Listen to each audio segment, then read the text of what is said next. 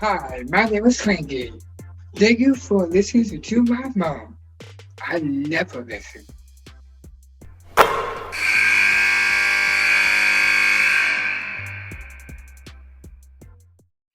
Hey, Robyn Scherr-Wells, the head coach of the University of Evansville. We're going to talk a little Missouri Valley hoop in particular. We're going to talk about the resurgence of the Evansville Purple Aces. Robyn, thank you so much for being with us. Thanks for having me. Happy holidays. Well, happy holidays to you. First off, I want to get right to it. Your team is 6-4. Last year, Evansville only won 6 games, only won 2 in the league. I know it's a different roster and it's a different mix of people. And certainly in your first year, things are a little different. But I mean, I don't know if the group of kids that you have coming back was ever over 500 in their careers at Evansville. I'm not sure. I don't think they were, but yeah, we just it's been a fantastic group to coach. Half returners, half new players, and they just jumped in with 2 feet from day one, and it's been a great journey so far, but we're not done. So, well, you're known as a builder. You're someone that has built other programs. You've come in and you've established your culture, your identity, which sometimes I think are overused cliches in our game. But let's get right to it. Like, what is it about the way you go about building your infrastructure that allows your players to have immediate success? We started with a couple things. I mean, the first thing was giving them a very clear basketball identity. But I think it goes much beyond the X's and O's. I think the biggest thing was getting them back to having fun, playing with joy. We talk about this. We have like 2 sayings in our program, play to win and play with joy. And to me, those are, especially when you're coming off a couple losing seasons, it's hard. Losing stinks, like it's not fun. And you have to, when you're rebuilding, you have to get back to those original things, like why kids fell in love with basketball in the first place, the joy that you find in playing the game and getting better at it each day. And even finding joy in those days that are a grind. And so, we try to keep that at the forefront of what we're doing. At the time of this taping, your team is averaging about 77 points a game heading into conference play. So you said basketball identity. What is it? Certainly pushing pace, playing up tempo, and that's on both ends of the floor. But certainly we started a bit with our offensive identity of trying to get out and run and transition, and then teaching what good shots look like in that, because we're not a team that's just trying to jack it up in the first 8 seconds of the shot clock just for the sake of doing that. We do spend a lot of time on what is good shot selection within that fast pace. And if we don't have it in early transition, we are going to run offense. But even in that, there's pace to that too. And what does that pace look like? And how are we getting to screens? And what does our pace look like, within those actions? And then on the reverse side of things, getting out and pressing and making that part of our tempo as well, and trying to make teams uncomfortable, try to make them take shots that they're not comfortable with or might not be the best shot for them, in hopes that we can go rebound it and let that, kickstart our offense. So Robyn, if one of your players doesn't execute exactly right, maybe takes a shot too early or doesn't set the screen on the right angle, what are the ramifications for that? And how do you teach them and help them not make the same mistake twice? That's something, I mean, we'll talk about it, especially if it's in a game, like that might be something assistant will talk about with them when they come off the court. I try not to get too bent out of shape over that stuff, especially right now when we've got, a quote unquote young team, and because they're young with us, right? So they might not be young in class, but they're young with us. And I never want them overly thinking about shots. Like I want them to feel some freedom to go out and play basketball and let it fly. And we're trying to continually teach what is a good shot for each kid. But yeah, I try not to get too bent out of shape when it maybe is not the best shot choice in that moment, and just try to teach them through it. And hopefully it gets better, as the game goes and they learn from it. Well, I love that you see the game, I think, through an offensive lens. That's the way I see it. And you've got 2 really good offensive players. You've got 3 that have scored more than 26 in a game. No one's had that. But let's speak specifically to Janiah Davis, who is one of 21 players on the national level that is averaging over 21 points. So that's significant. And then you've got Abby Fight, who's your returner, who's averaging 19 and 10. She's averaging a double-double. She's one of 28 players to be doing that on the national level. So you got some firepower. We sure do. And that's, I I promised Abby coming in, like, we're going to have other players around you that can score and take some of the attention off of you. And certainly, with Janai Davis and Maya Clark are one of our other guards who's putting up double-digit figures. And then we've got about 3 kids after that on any given night could score in double digits too, right? So we're typically getting anywhere from 3 to 4, even maybe in a couple games had a 5th player in double digits. So you can't just totally key in on one player with our team. And I think that's been part of our success so far, is that scoring can come from a couple of different players. But Janai has had a pretty special start to the season. And man, she's kind of like a quiet, like, all of a sudden you look up and the kid's got 20 points. And you're like, where did that happen? Well, that's fun to watch. I mean, I think the product is the narrative. That's what I sell. And I want to see players being able to put the ball in the basket. It makes the game more fun for the fans. It's more fun to play in that way. I want to ask you specifically about Anna Newman's role, because she's been a 4-year point guard. So she has, as a starter, has some experience playing in the league. How's that relationship between you and your point guard, and how does she see the floor versus how you see it? Anna, I'm so glad you asked about Anna, because I think, statistically, she never jumps off the page, and she is just not getting enough recognition right now because we have players that are putting up huge numbers. But Anna is such a huge part of like what's making our team go. She's just one of the toughest players I've had the privilege of coaching. I mean, she's 5'4" on a good day. And, she just, like, the way she puts herself in front of bigger players, like, she's the kid that will take a charge, that will take a hit.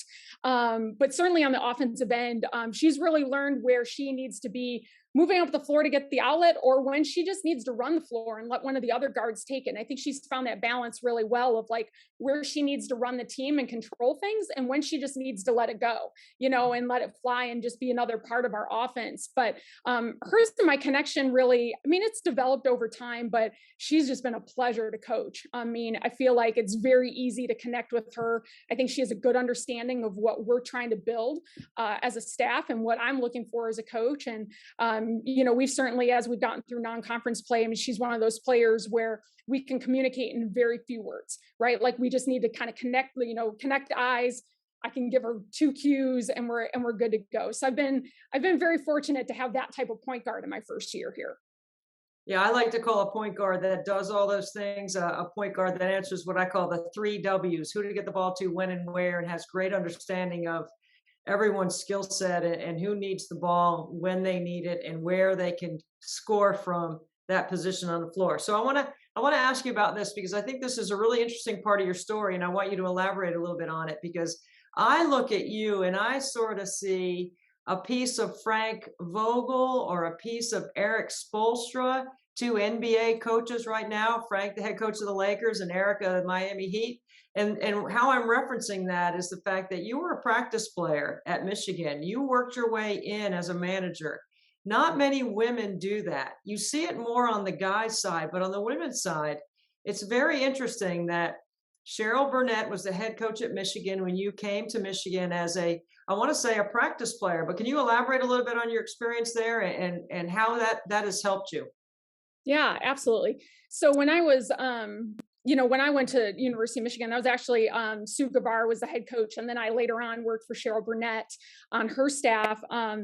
So, when I connected with Coach G, with Sue Guevara, it was definitely to kind of start out as a manager and right away, but I knew I could play. Like, I was a recruited, student athlete. I just always wanted to go to a Big Ten school, but I'm small, certainly was not big enough to play Big Ten basketball.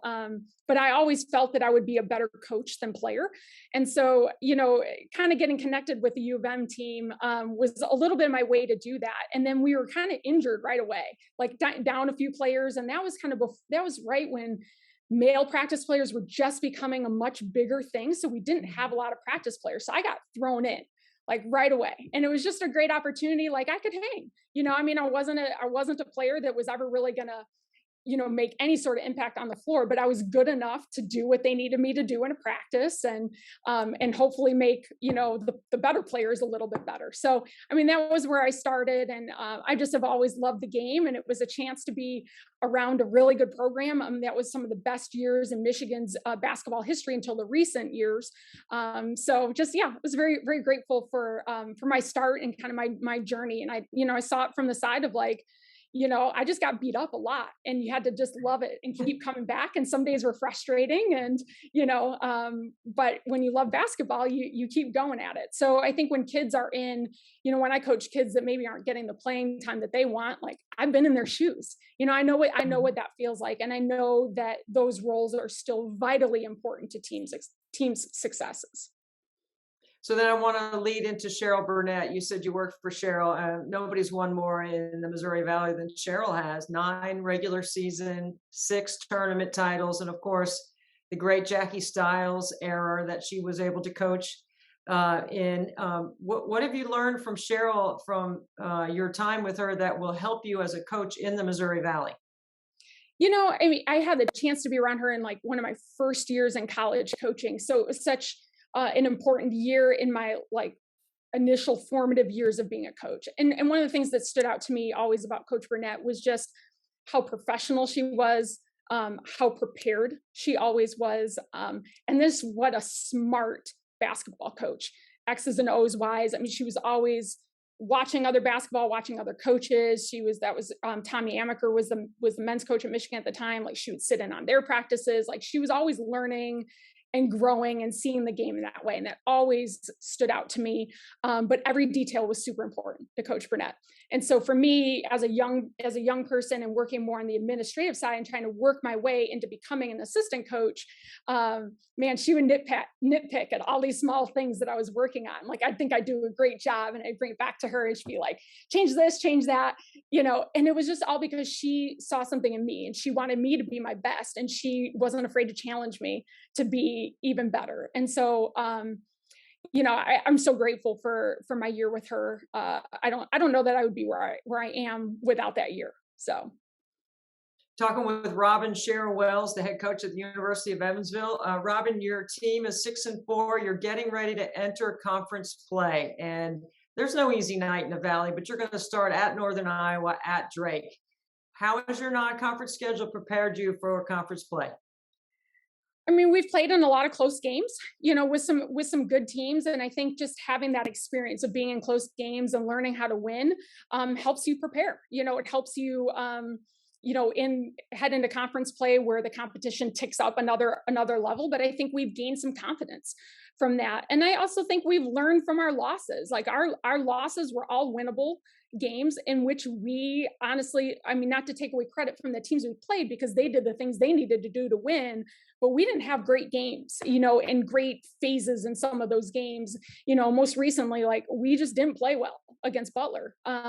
We were without Abby Fight, and it shouldn't have mattered. We needed to be better. So I think that we can learn from those things, and we can take a look at it, and our players are tough enough to look at it and go, yeah, we need to fix that. Like, we need to do that better. Like, they've embraced that side of being coached as well. So I think all of those things, the positives and some of the areas that we didn't play well, I think those things have prepared us well. And then, Robyn, the last thing I want to ask you before our time is up here is, not only are you a first-year head coach in the Valley, you're a new mom with a 3-month-old son, Jet, who is brand new little guy. And so you've got lots of wonderful things happening for you. It's hard to find balance in our lives. I like to call it rhythm, as a mother with experience who has 3 boys trying to always figure it out. How has life changed and evolved for you to allow you to be successful in your role right now? I think it's changing every day. Like, every week I have to adjust, especially as he gets older. One of the biggest differences is sleep is so fleeting. So when you can get it, you have to take it. And that's tough because, I think all my career I've been so used to, if I need to grind out some film, I could always do that whenever I needed to. Right. And now that's changed. So the planning that has to go into making sure that I'm watching film and preparing and all that, it just looks different. In some weeks I get it right. And some weeks I feel like, okay, that could have gone a little bit better. And you just have to learn from it and give yourself grace. And I've been really fortunate, my coaching staff's done an amazing job filling in, some of the spots where it's been an adjustment for me. But, it's just try to be present in both, when I'm at basketball, I try to be present at basketball and try to that's where my focus is. And when I'm at home, I try to give Jet my full attention when I can. He does sleep on my lap while I watch film at times, but when he's awake, I just try to enjoy my time with him. You know what? Motherhood and executing motherhood is just like you ask your teams. You want effort, energy, and you need toughness to be able to do both. It's not easy. And just so you know, I haven't slept since 1995. Just thought I'd throw that in there. That's not making me feel great about it, but that's okay. Well, we're looking forward to watching your team in the Valley this year, and congratulations on your great start at 6-4, getting ready to enter into Valley play, Robyn. We wish you well, and Janiah Davis and Abby Fight are two players for sure we're going to be keeping our eye on. Thanks, Debbie. Appreciate talking with you.